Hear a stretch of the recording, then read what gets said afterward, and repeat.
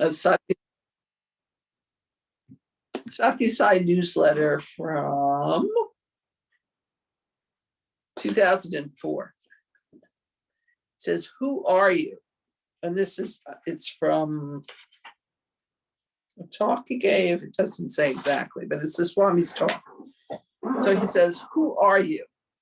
Take, for instance, a person who is highly educated in the physical sense.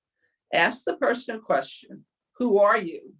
Despite high qualifications, he or she will not be able to respond correctly. The person may say, "I am Rama Sastri." This is the name given to the body. It does not correspond to the true self. If you ask the same question again, the person may say, "I am a scholar." Even this is not correct because it corresponds to worldly education and has nothing to do with the true self. If you ask again, the answer might be, "I'm an Indian." The person fails to understand that neither name, nor profession, nor nationality correspond to the true self. The body and the mind are only instruments. They are under your control.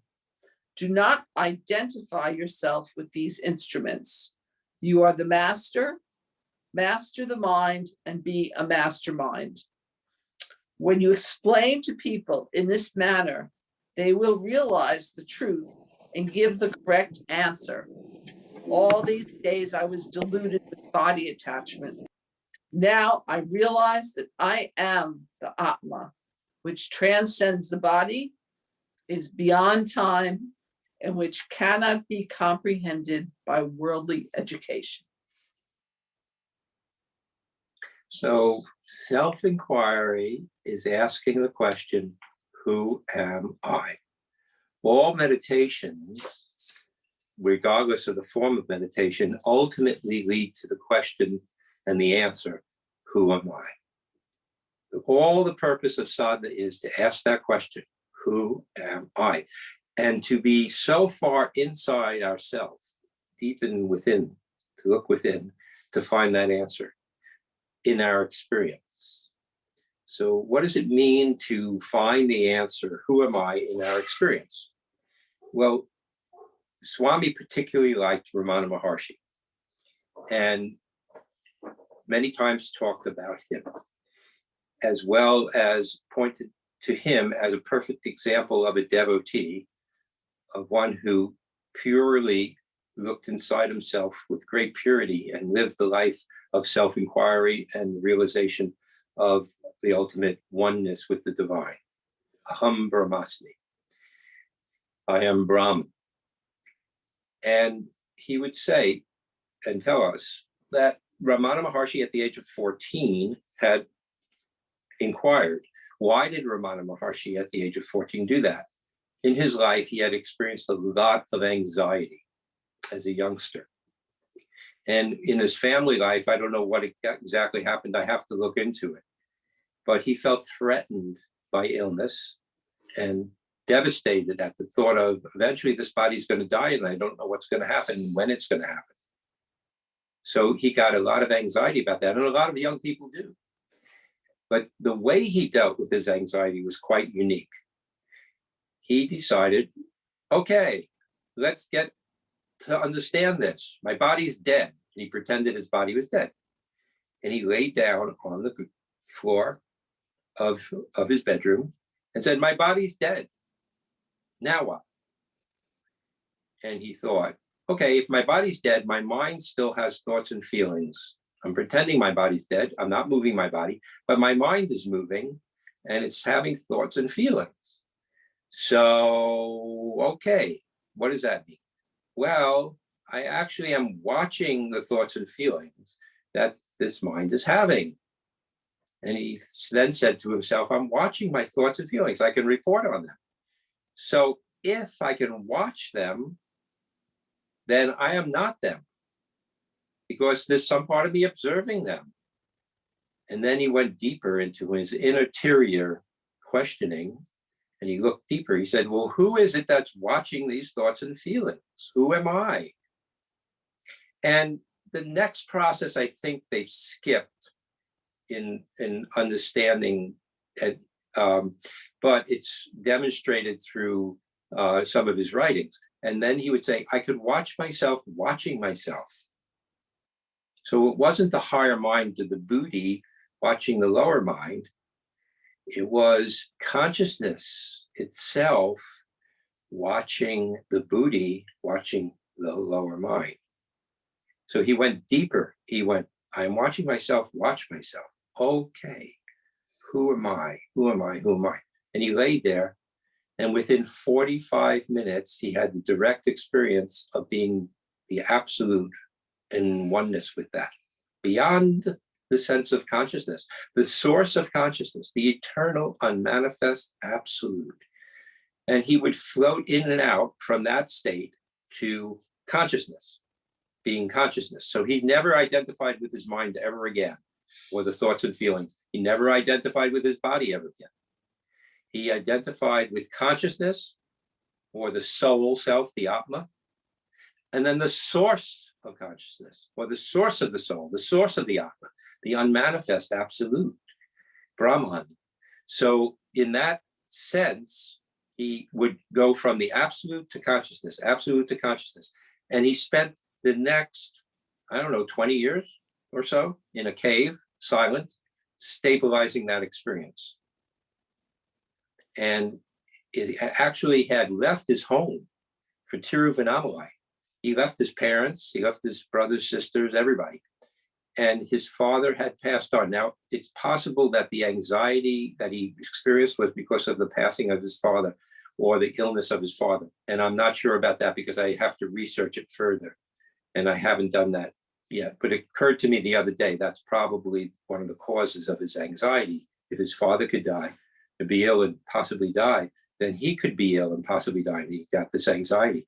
But the fact is, he left his family home, walked to Tiruvannamalai, went into the temple sub-basement and sat there in the darkness, and the only in samadhi, and he was in like a dhoti, or a little loincloth, and his legs were eaten by the bugs because he was so deep in samadhi. He was going between consciousness and the absolute, consciousness and the absolute.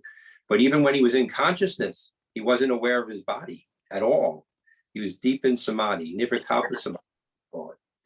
And at that point, one of the priests, just happened to be going down to the sub-basement where this altar was. You can see it in the temple in Tiruvannamalai. And discovered the young 14, 15-year-old Ramana Maharshi being, in samadhi, not coming out, and being eaten by the bugs, his legs. And I don't know how many days it was in, but it was well past 2 weeks. And they say that you can only live in this body for 21 days like that. After 21 days, a yogi passes on if they stay in that state. There's no way to maintain the body's integrity. And really, a yogi in that state of consciousness, in the unified oneness of Brahman, doesn't really have a reason to stay in the body, except if God himself, herself, nature, Mother Nature, Shiva Shakti, comes and says, hey, you have work to do, wake up, and brings them out of that. But he wasn't being brought out that way. And the priest found him and brought him out of that state and force-fed him some food and force-fed him some water. He poured it into him and got him, the priest was well aware of that state of consciousness and that state of samadhi, and took care of him, nurtured him, and brought him back to good health. And then Ramana Maharshi went into a cave on Tiruvannamalai in Arunachala. So on a cave on Arunachala, he spent the rest of the many, many, many years. And his mother came when she heard, she went to see him, and she came to him, and he moved into a bigger cave and made that, the old cave, his mother's cave, and they were next door to each other. You can see it there. And he took care of her, and she took care of him mostly, fed him and made sure that he had whatever he needed while he did his sadhana and stabilized the oneness with the absolute as Brahman. And in that state of consciousness, he lived the rest of his life of course, his mother passed on. When his mother passed on, he gave her full liberation, like Swami did to his mother. And the fact of the matter is, when she passed on, he no longer had that responsibility. He went down to the foot of the mountain of Arunachala, and there Ramana Maharshi's ashram was formed around him. And he never asked to be given an ashram. He just sat there, just like Prashanti Nilayam grew up around Swami sitting on a rock, and leaving his home and sitting on a rock and having nothing. And then the devotees came, disciples originally arrived eventually, and sang bhajans, and then they formed Prashanti Nilayam not by Swami asking. So similarly with Ramana Maharshi. So Swami used to have Ramana Maharshi's picture up in the Purnachandra. He used to have it on the wall, amongst many, many other saints like Ramakrishna and other saints who were fully realized. But then people would get confused about the teachings, because the teachings are slightly different. And so Swami took the pictures down and just had the 5 religions. And eventually the 6th religion, Judaism, was added to the symbol. But the fact is, Swami had great love and respect, and often talked about Ramana Maharshi. And he was the epitome of self-inquiry. So self-inquiry is asking ourselves, who am I? And not identifying with the body, not identifying with the mind, not identifying with the thoughts or feelings, not identifying with the personality that we have. Because we have this personality, this life, but we've had previous lives and many different personality styles and ways of living. And so we're not our personality. That changes from one life to another. And we're also not our experiences, because experiences come and go. But do you remember any of your experiences of the previous life or the 1,000 before? So what experiences are we? We're not our experiences.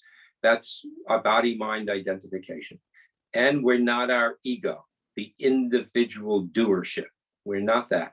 We're not an individual having a life. We're God in human form. Swami says we're embodiments of love, because that's love is God and God is love. But we're really just the absolute in human form, experiencing through the days of the body and the lens of the mind, life on earth. And that's who we really are. God, the absolute, manifest, the unmanifest in the manifest. And it's impossible not to be that and live on earth, because nothing is alive without the absolute at its core, at its very essence of everything that we are. So it's impossible to be alive. We couldn't have anything without the unmanifest manifesting. So they say God is omnipresent. God is everywhere, and including this personal body that we seem to live in. But it's a dream. So, Roseanne, continue.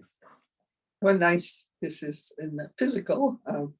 We would go to Tiruvannamalai when Swami would travel, and we couldn't follow him. And at one point in the 80s, I think it was 88 or 89, there was a building that Sai Baba donated there, a place to stay for devotees there.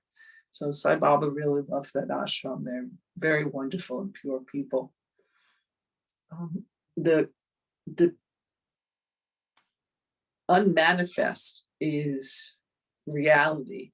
Swami says there's no bad people. There's only, whether you're good or bad, there's only the Atma, and the Atma is perfect. And so with our mind, we separate people into categories. We separate ourselves into categories. Once we get to the point where we're working on, say an SSE, or if we skip that, we have to work on doing the right thing, but the thing that's beyond that is that we learn not to see that as who we are or who somebody else is. We can make mistakes. People make mistakes all the time, but their reality, Sai Baba says, is the Atma. And the Atma is perfect. There's no imperfection in the Atma. There's only perfection, and that's who we are. And so when we meditate, what I found is that it's very wonderful to experience that state where we know we're not the mind and the emotions and the body, and we can go beyond them in our experiences. And so once we have those experiences, then the grip of thinking that the world is real or our body's real, that dissipates.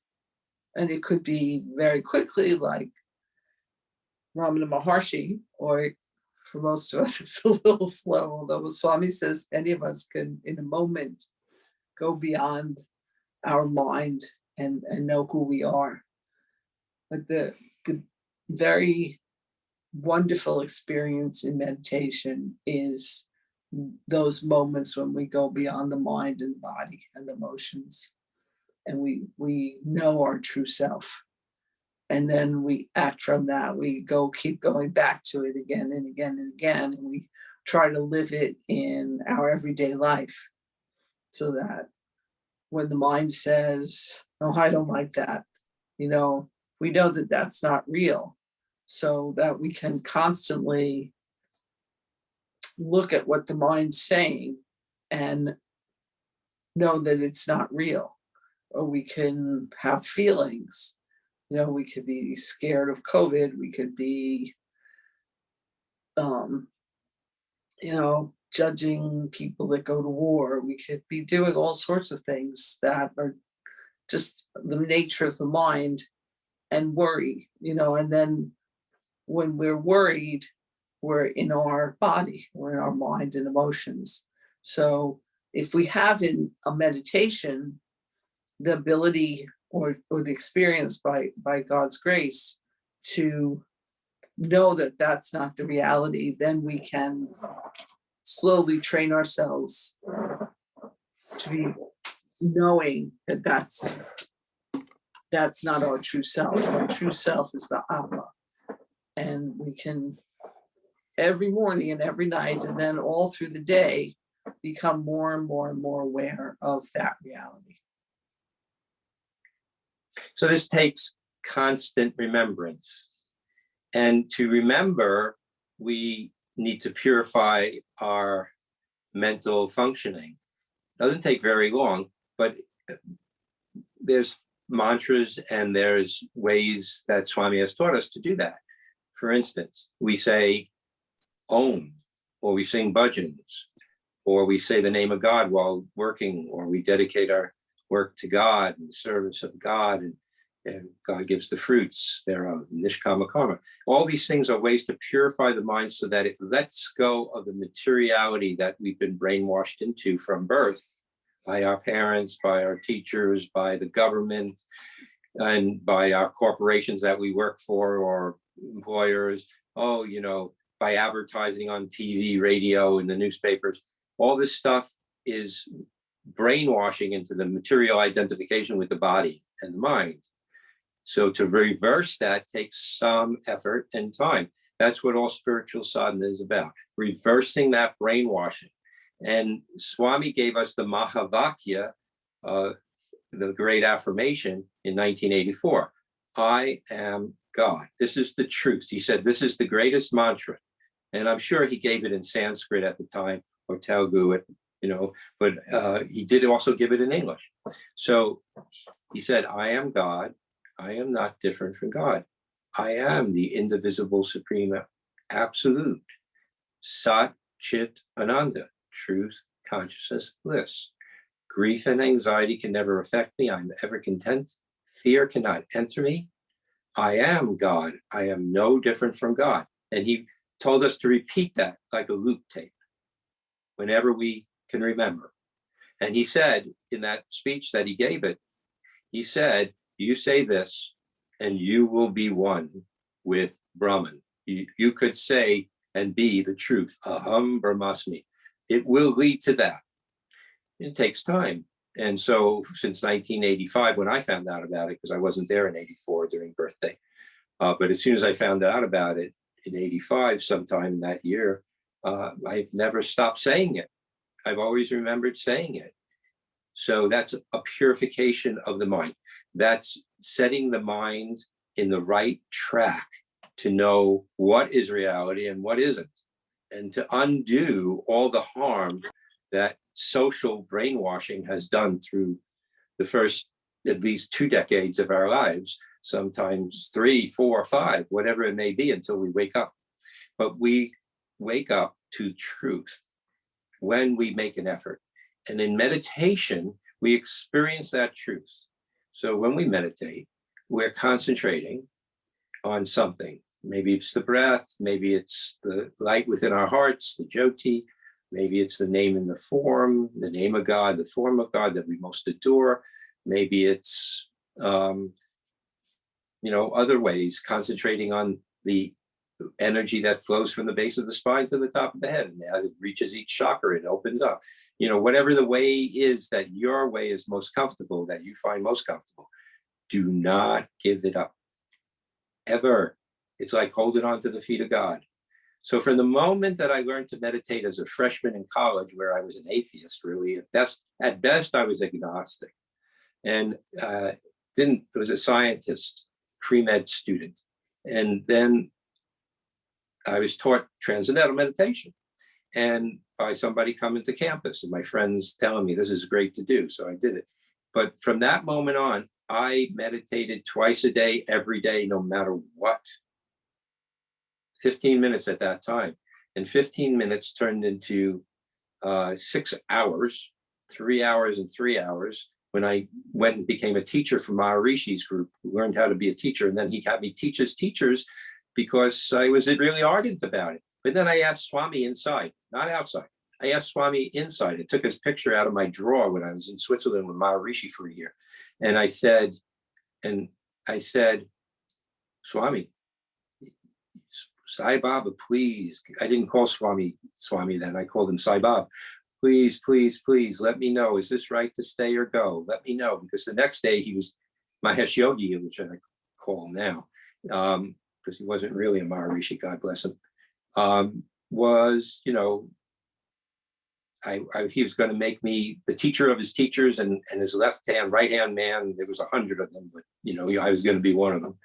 And he was going to make me one of those people, and he's going to support me the rest of his life that morning and the next day. But that night, I took Swami out of the drawer and I prayed. I meditated for 20, 30 minutes, and then I prayed, Swami, give me the answer, give me the answer, give me the answer, let me know. And I heard very distinctly, go home. And when I said, okay, I'm going home, I felt like a great weight had lifted off my shoulders, a great weight of materiality, even though I was meditating that much. It wasn't meditation for God. It was meditation for me. So I could be, close to Mahesh Yogi, one of his right-hand men. I could be honored. I could, whatever the reasons were in my ego. It was all spiritual egotism, spiritual materiality. And I decided, no, can't do this. I just can't. And I next morning took a bus to the plane, passed by the room that Mahesh Yogi was in, waiting for me and a couple of other people, and I didn't even say goodbye. And Swami said, don't, just go home. So I did. And when I got home, I met a teacher, Hilda Charlton, who was the first Westerner who lived a year at Swami's in 1965. And she told me about Swami. She told me directly. Well, I had known about him. She told me about him originally, but I went to Switzerland because it was part of my off-campus study my senior year of college. But the point is, from that moment on, I started learning Swami's meditations. And from that moment on, I got more and more ardent about them. From that moment on, when I got to 78 to see Swami personally, and I was meditating TM, and he came in back of me, when you meditate that way, your mind wanders all over the place. And he just was laughing. I felt this force behind me, standing. And I turned around, he was right behind me. His feet were back in my back. And he looked at me like, what the heck are you doing? Because all I was thinking about would be really nice. I would say my mantra, which was some mantra that Mahesh Yogi gave me.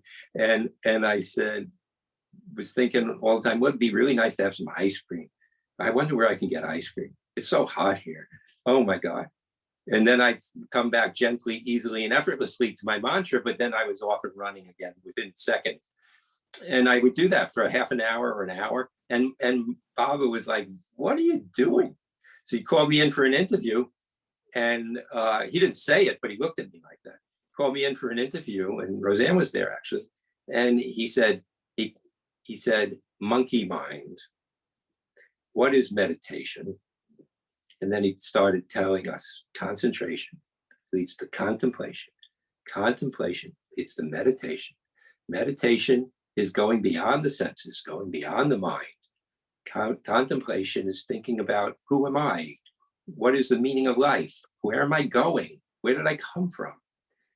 Concentration is following the breath, following the light within your heart, saying the name of God, seeing his form. Different forms of concentration all lead to contemplation. Contemplation leads to meditation, but you can't make meditation happen. It just, you set up the conditions for it, and then it happens sooner or later. So 50 years later, I've never missed a day. Just think about that. What is your determination? What's your perseverance? What level of patience do you have with yourself and your sadhana? I can't say I never missed a day. Once in a while, I missed a day. Once in a while, because something was happening, I didn't have time or whatever, but not often. Very, very seldom.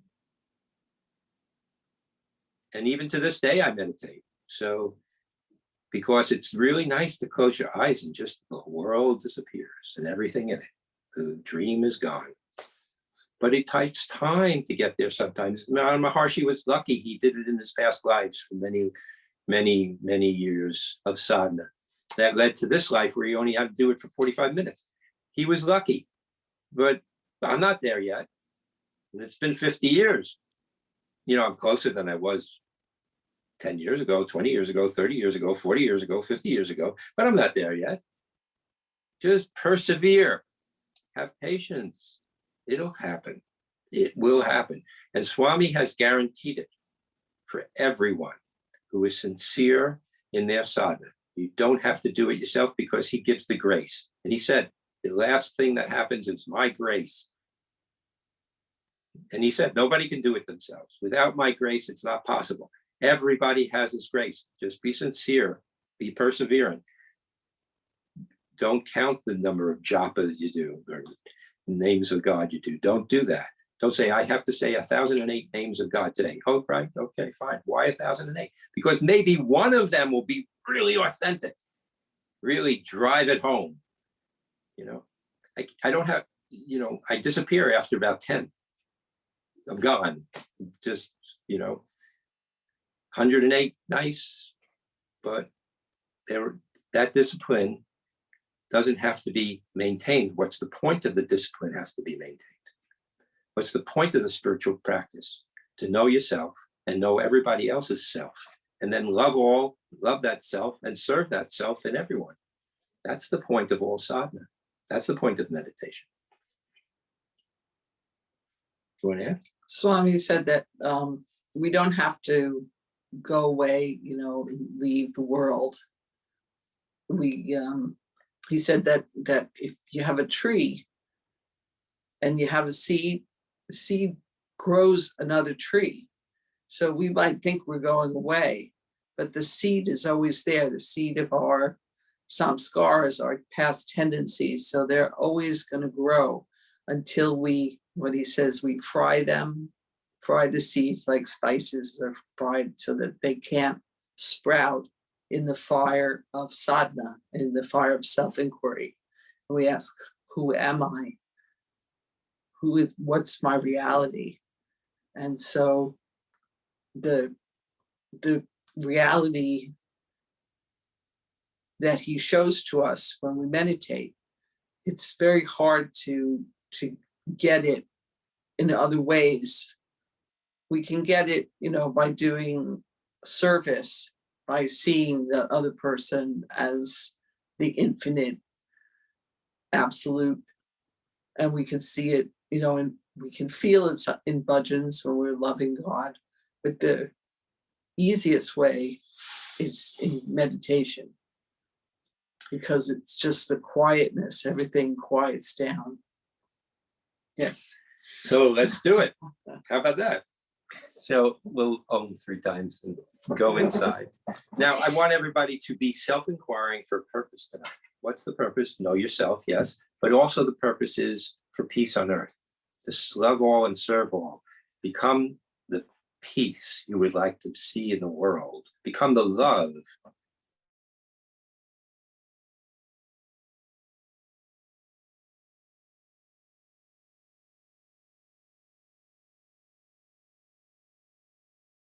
Be the love that you would like to see, and a lot of love and a lot of peace.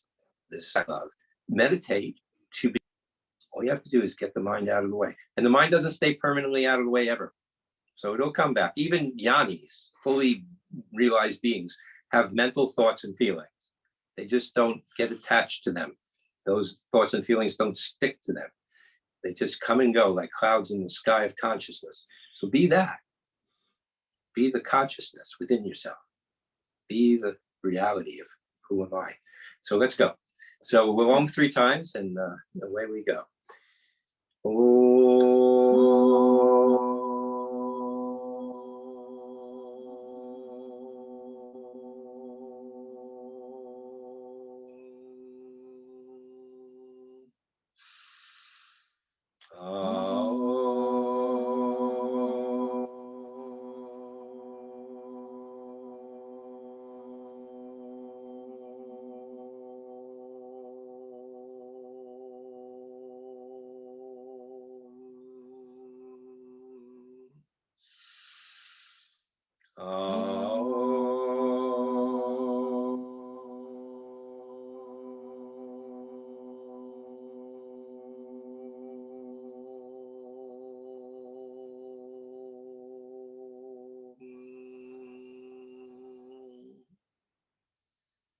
The meditator within us, the doer of all, is God.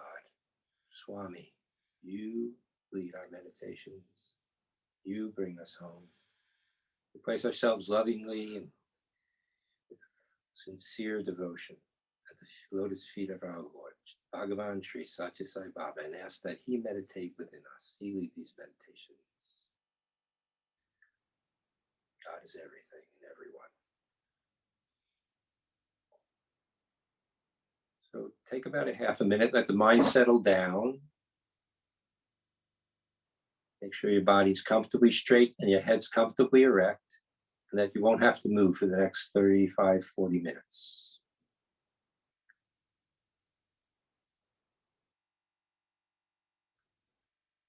Let the stomach protrude, let the shoulders droop, let the thighs fall into the floor. Let go of the stress of keeping the body upright, comfortable. Let go of the stress of the day. As we follow our breath, let's begin this way. So breathing in through our heart center, as if we have a nose in the center of our chest where we point to ourselves as me. That's our heart center, the seat of consciousness, the seat of our soul, the seat of our God self. And we think, so breathing in through as if we have a nose in the center of our chest, and hum breathing out, H-U-M.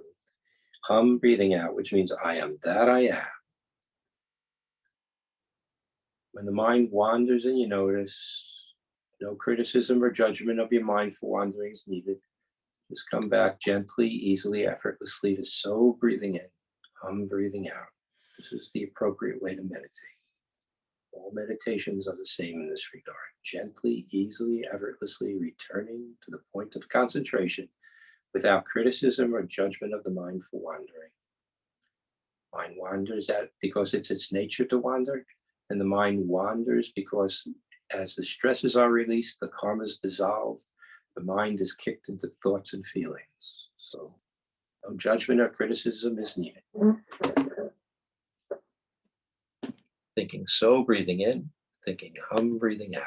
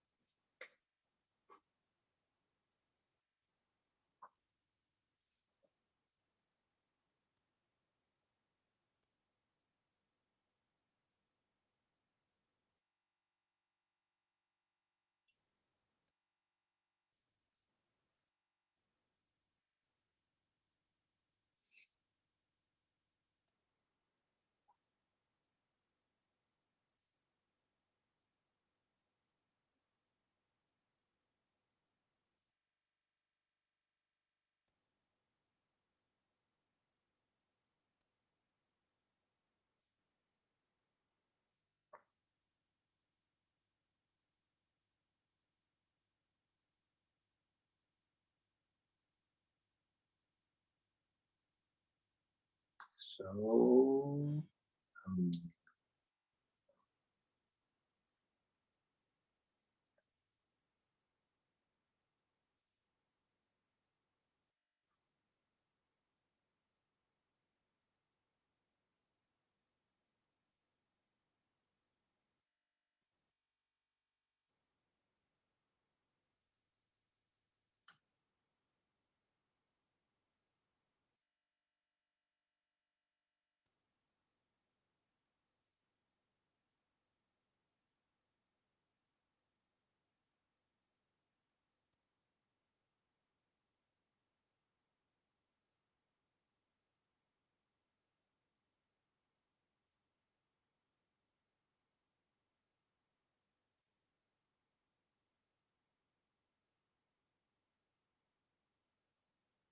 so, um, gently, easily, effortlessly returning to it when you notice the mind's wandering off.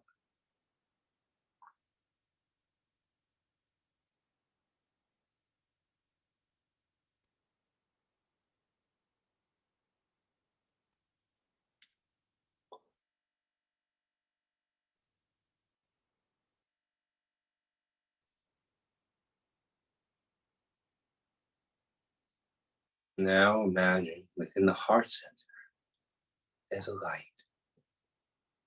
There's a candle flame or a small miniature sun.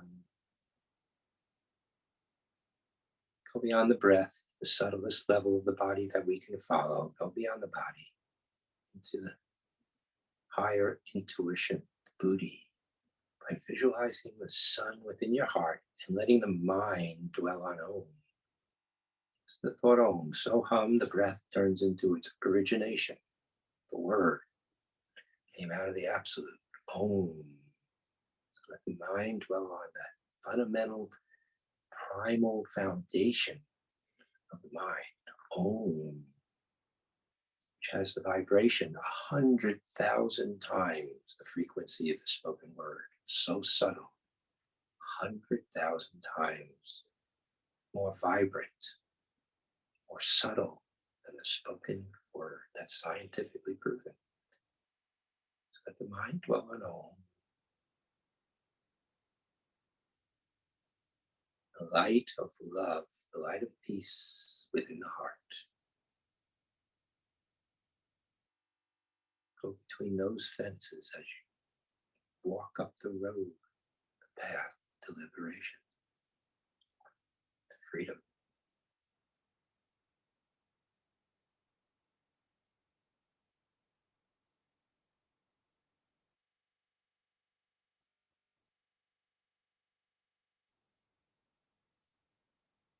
Nothing else counts. Let everything else go.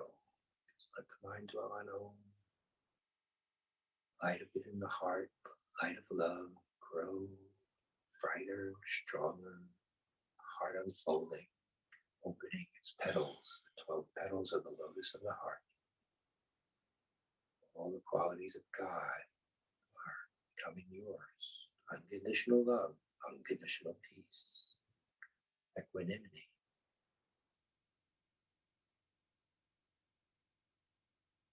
passion.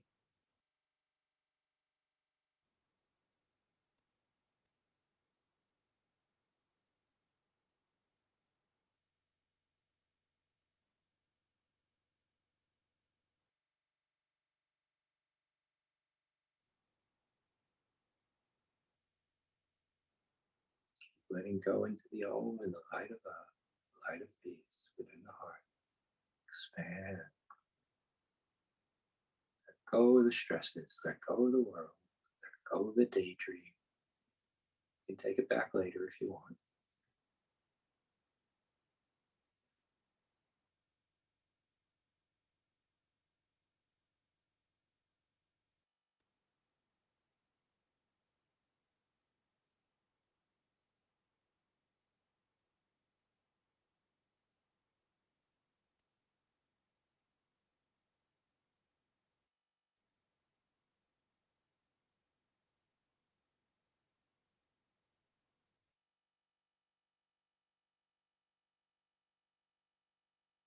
Oh, let it all go.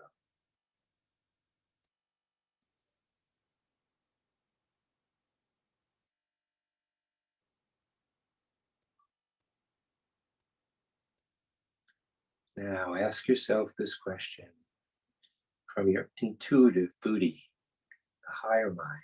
Ask yourself this question: who am I really? What is the truth of me? Who am I really? And what is my relationship to God? Who am I? What is my relationship to God? Who am I? Am I the body, temporary temple of the Atma? As it grows older and you have to leave it one day, long from now for all of us, hopefully. So when I leave it, who am I? Who is it that's leaving this days behind? This temple, temporary as it may be. Who am I that leaves it behind?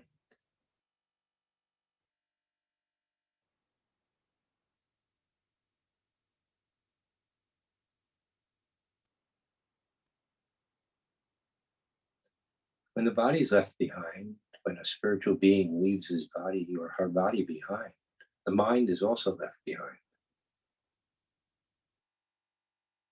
If you know Bhagavan Sri Satya Sai Baba, when you leave the body behind, your mind will be left behind too. So am I the mind with its thoughts and feelings that travel hither, thither like the wind, the clouds in the sky, sometimes cloudy, rainy, sometimes clear and bright, most often just a lot of variable clouds and thoughts and feelings? Am I those clouds that pass through the sky of consciousness?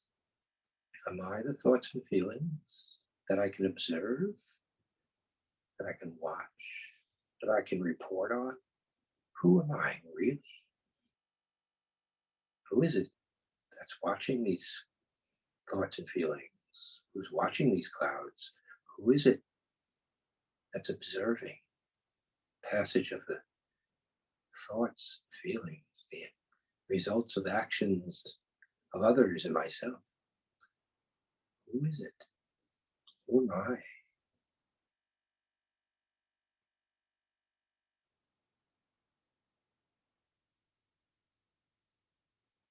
And when finally one day, there, but by the grace of God do I go. By the grace of our God do I go. So once, eventually we all go. We leave the planet. Phase has served its purpose. And with it, we leave the mind as well. The mental, emotional functioning. So who is it that leaves the lens of the mind through which we experience life behind? Who am I beyond this mind, beyond these thoughts and feelings? Who am I? I can watch those thoughts and feelings. Who is it that's observing that? For a moment, watch your thoughts and feelings. Be that observer.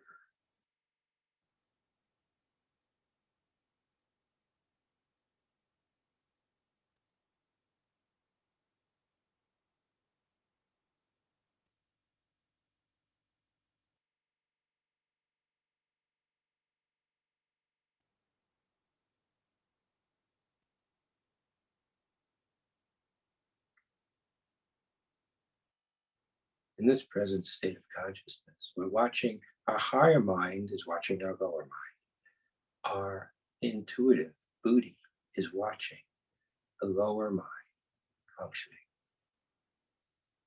Now, am I this higher mind? Of course, eventually, sooner or later, beyond this life, perhaps in another life or even just beyond this life, that will go too. So that's another body, a subtler body, but it's still a body. So the Buddhi is just another subtler body.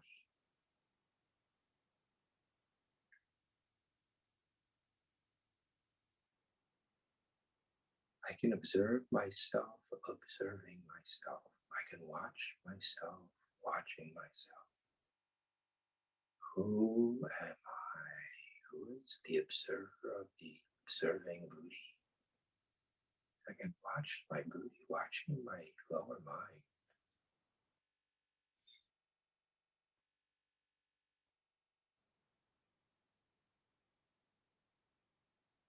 This is consciousness. This is soul. This is Atma. The Atma is the observer of the observer. I can say, I am consciousness. I am consciousness. I am existence.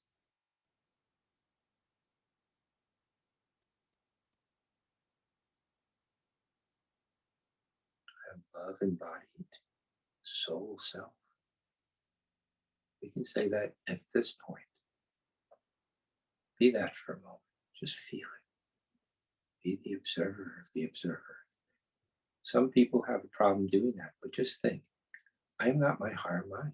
I am not my booty. That's just another body. So who am I really?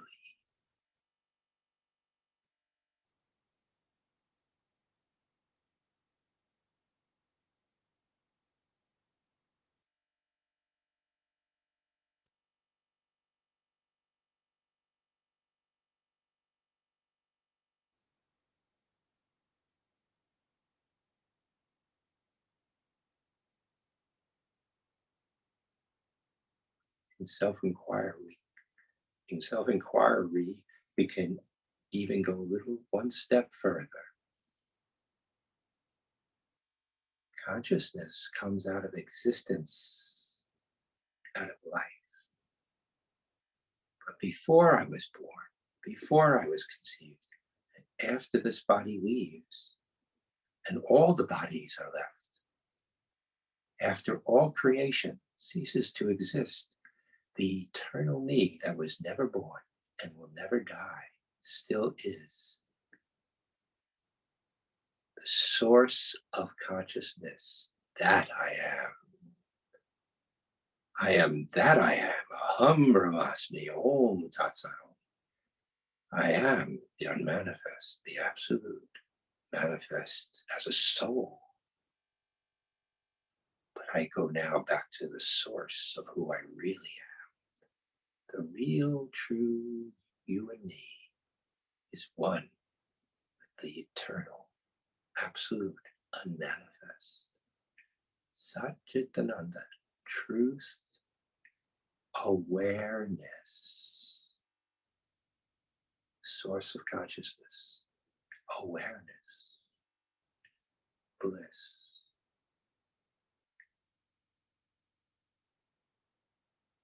I am the indivisible, supreme, absolute. I am God. I am no different from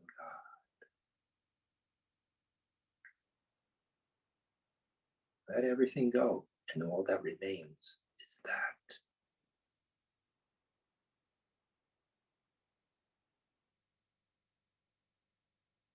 Who am I? The eternal, immortal. I was never born, and I will never die. All, source of all.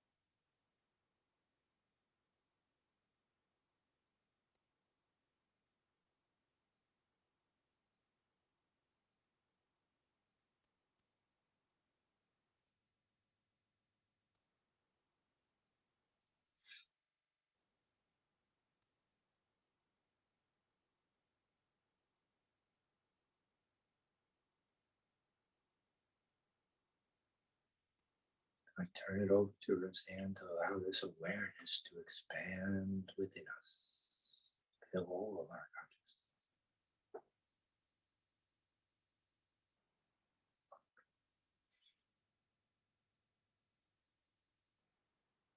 Let yourself go deeper,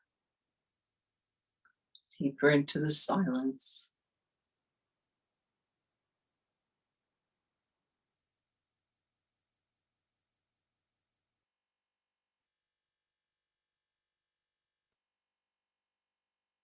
I am.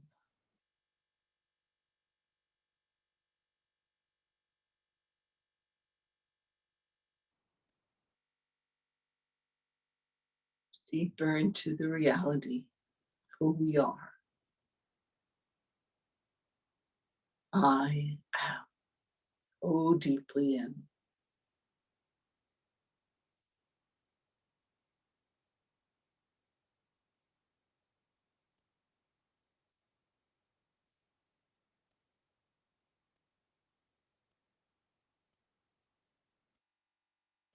There's nothing else.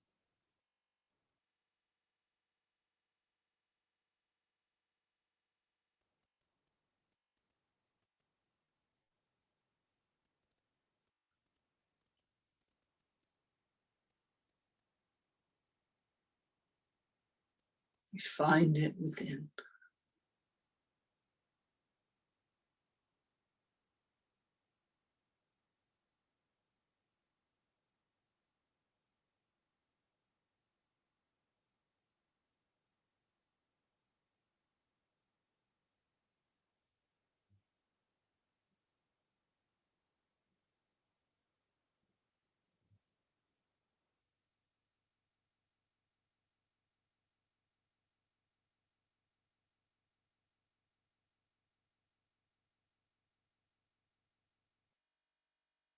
If a thought comes, ask, who is it that's having this thought?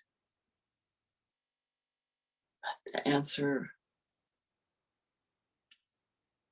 be the inside of you. Feel it. Who is it that's having this thought?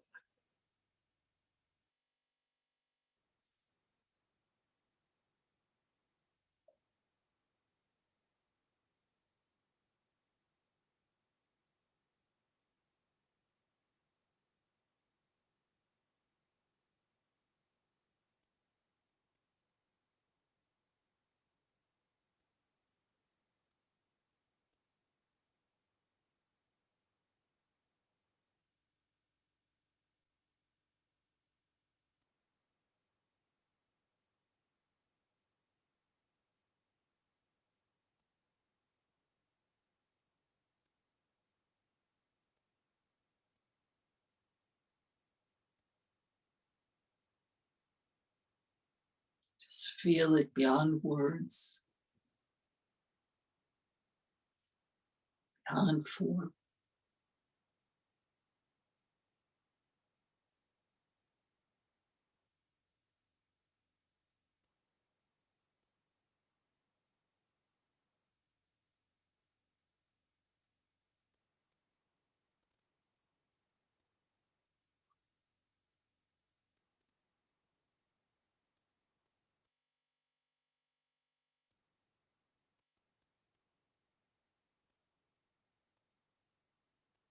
The Atma shines everywhere.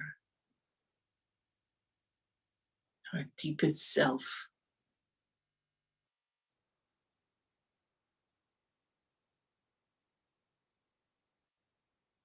Oh, beyond name and form.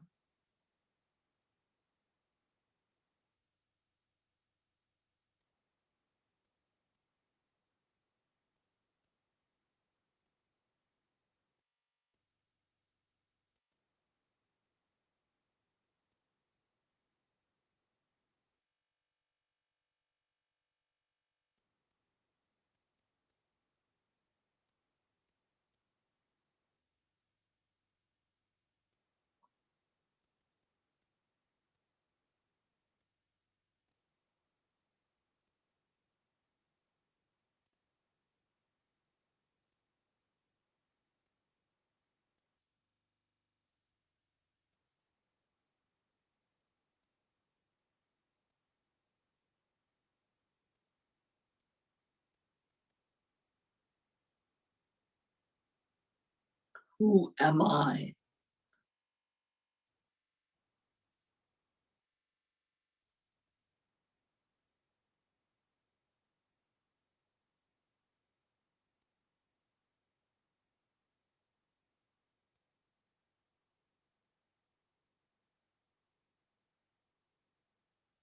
Feel the incredible love that answers inside. I am that.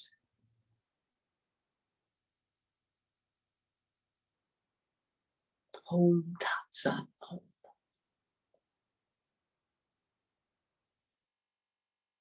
I am.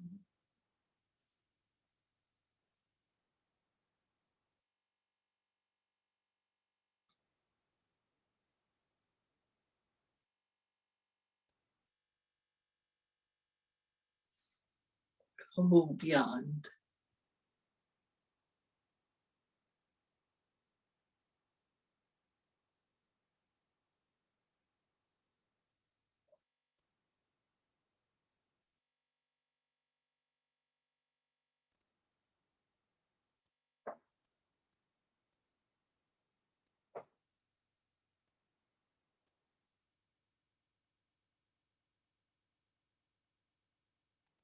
Who am I?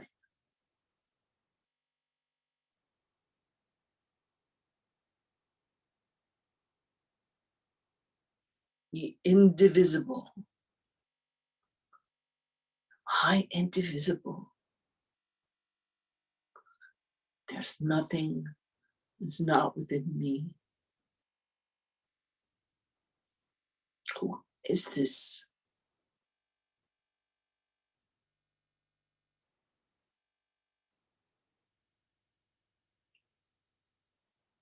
I am the indivisible, supreme, absolute. Feel it within you. It is our real self, always there, always.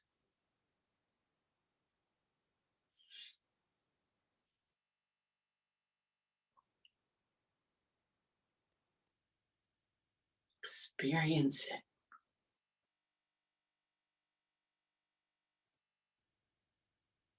I am.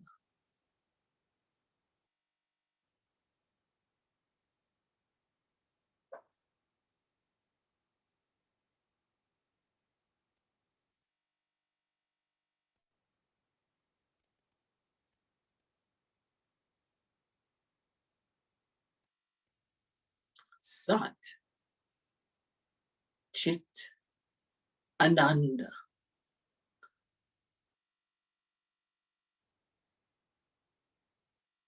Feel it inside. Our true self. Go within. Sat, Chit, Ananda. Bliss.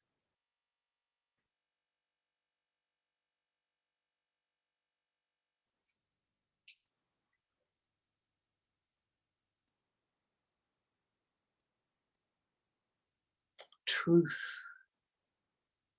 Sat. Go within. Feel this truth within us. It's ever there, always.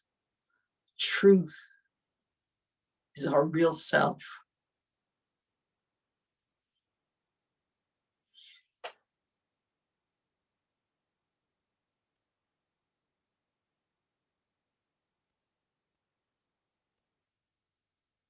Truth.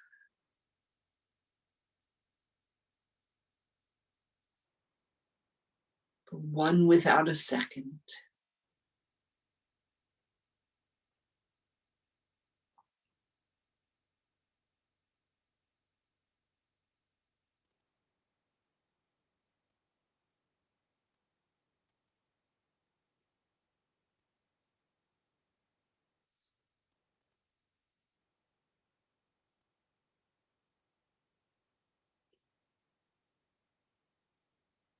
I am ever content.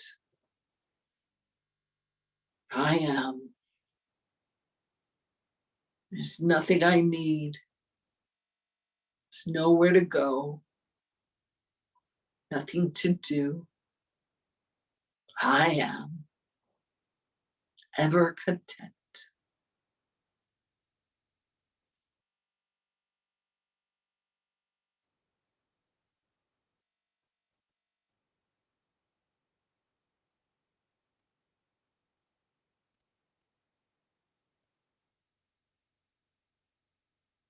There's nothing outside of God. There's nothing outside of myself. I am ever content. feel it. Feel the oneness.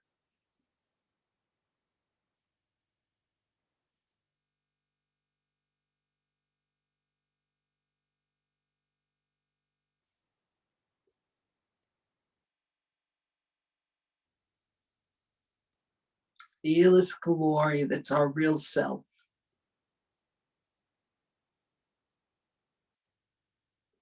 There's nothing outside of us.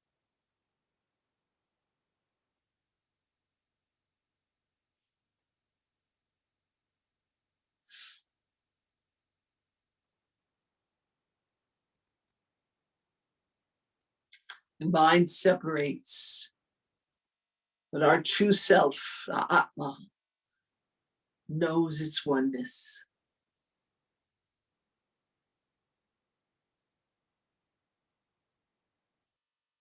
We know our oneness.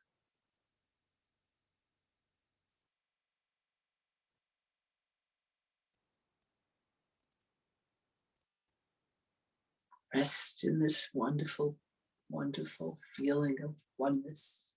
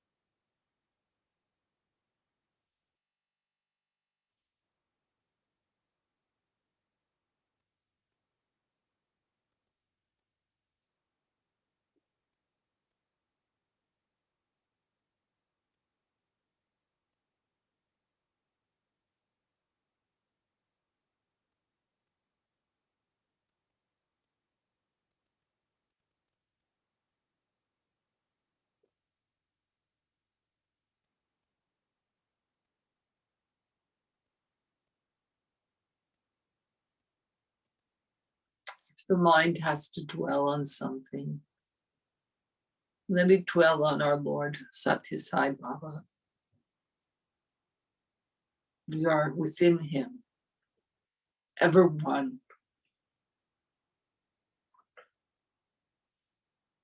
Just feel his infinite presence.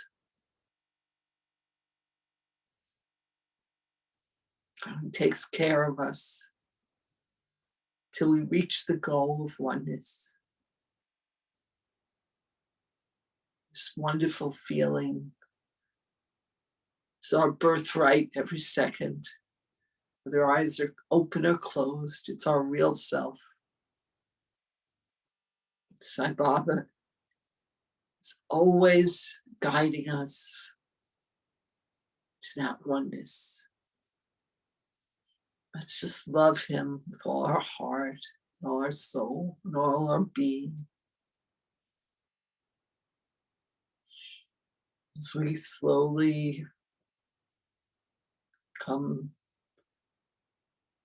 into the body to do the work of God on this earth. It's what we are born for, to serve in oneness, not separation, but in oneness. All beings are one. To make our lives an example of this oneness.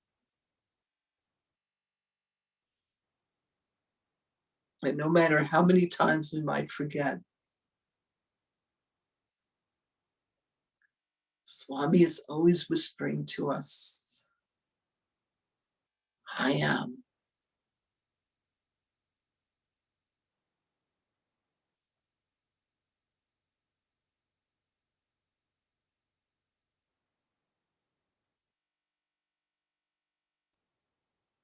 Bring this wonderful grace back into the mind. It's only a tool. Bring it back into this emotional body, smooth and serene. Wherever we meet, we send this wonderful peace, this service to the ones that are the same. Everyone is a part of ourself. No difference. Let Swami guide us. Just feel your body. Feels so wonderful now because it's just full of light.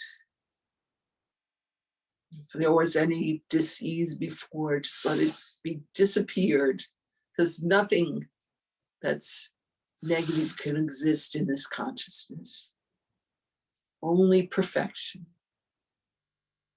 God is perfect, so we are perfect. God is one. We are one. Infinite, supreme. Just bring all this wonderful, wonderful knowledge and consciousness back into the body. You don't have to believe the lies of the mind that we're separate.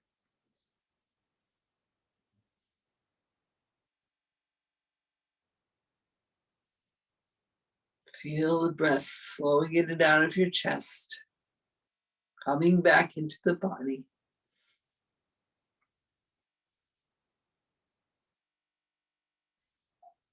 And I'm just filled with this shining light, this oneness. Nothing separate, nothing separate.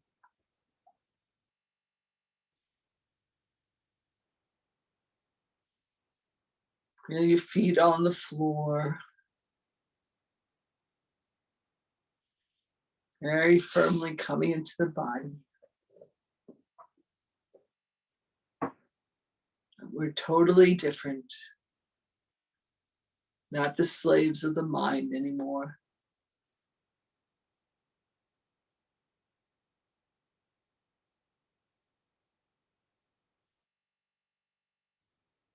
We are one with God. Even in the body, we are one.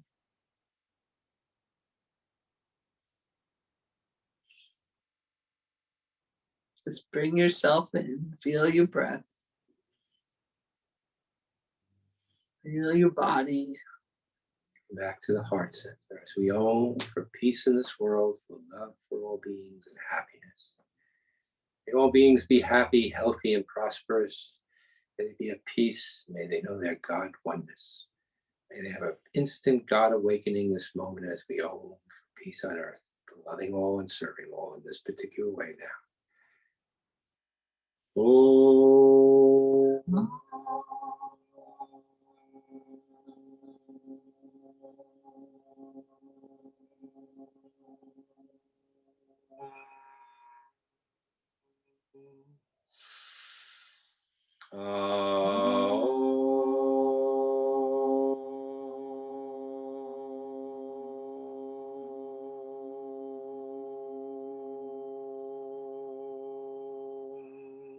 See all beings as the light perfection, the embodiments of love that they really and truly are, God in human form. See the whole world, a globe of love, a globe of peace, a golden globe of light and divinity.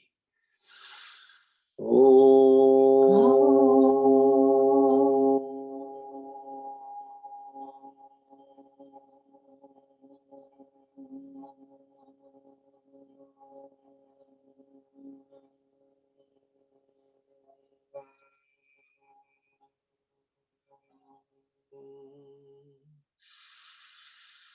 Shanti, Shanti, Shanti.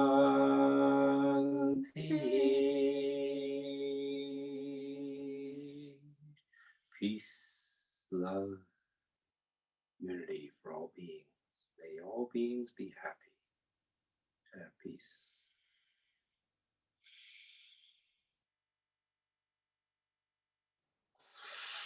So take a good 2 or 3 minutes before opening the eyes. If you know alternate breath pranayama, you can do that to come back into the body. It helps if you like. That's breathing up the left, out the right, up the right, out the left, if you like.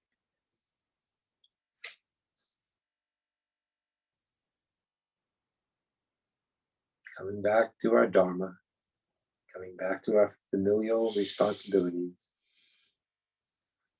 coming back to love.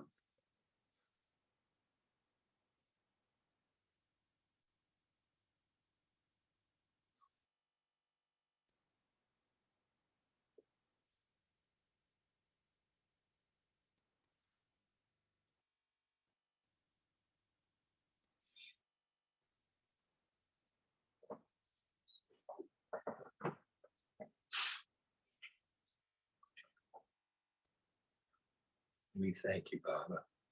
We thank you. Swami, you are our own self in human form. We thank you for taking us home and showing us this reality of who we are tonight. Thank you, God.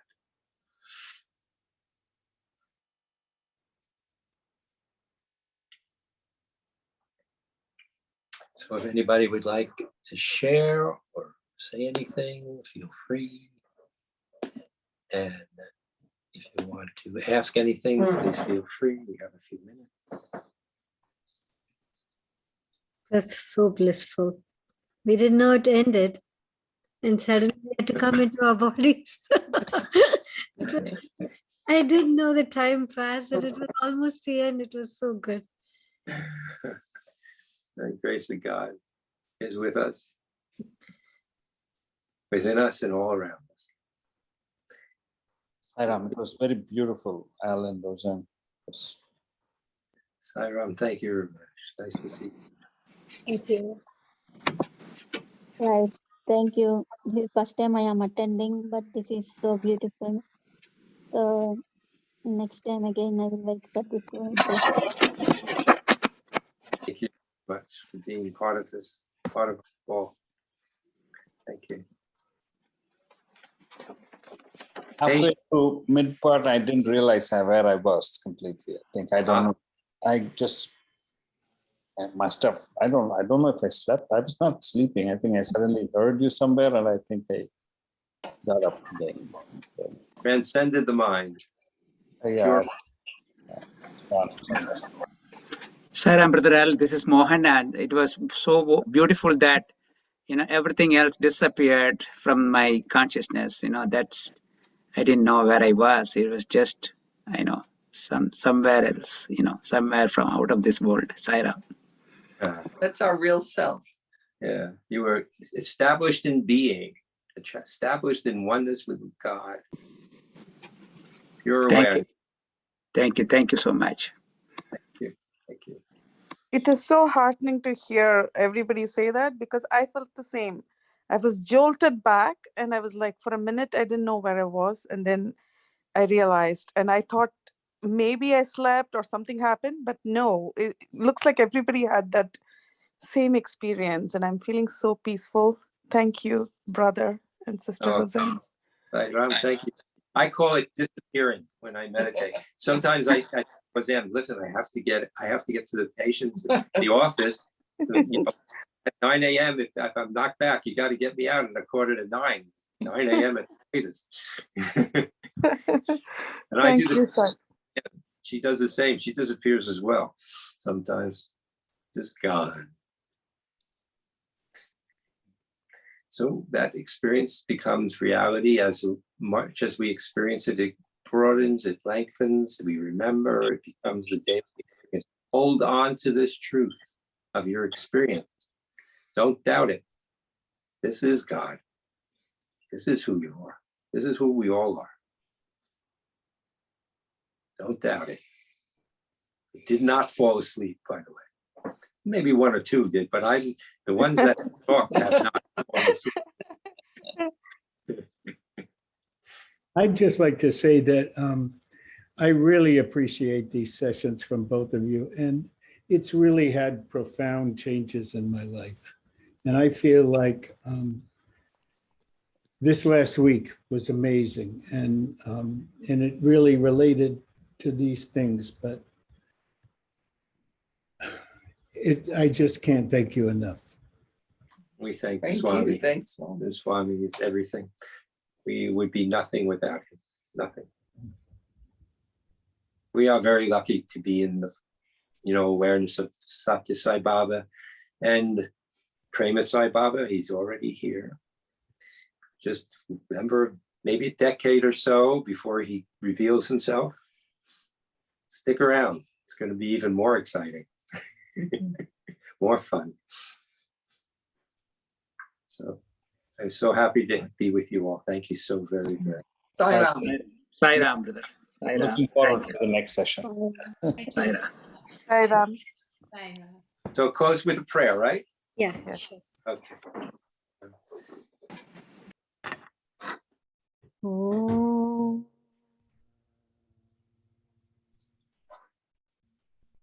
Oh.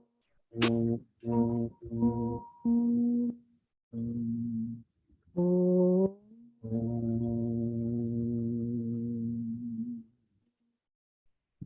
Yes, Swami. Thank you again for this blissful experience. We learned so much today about inquiring within and finding who we truly are. In this process, we also learned as we meditate, it's not just for us, but it is for the whole world. At this time, Swami, through this experience and through the practice that we commit ourselves to do, let us all serve through meditation and spread peace to every part of the world, especially in the areas where it is needed most now. Let our prayers go there. Let our meditation efforts help everyone to be peaceful.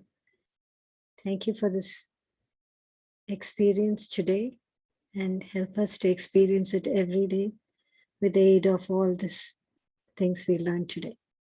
Continue to guide us, Swami, and be with us. And we are very grateful to you. Sai Ram.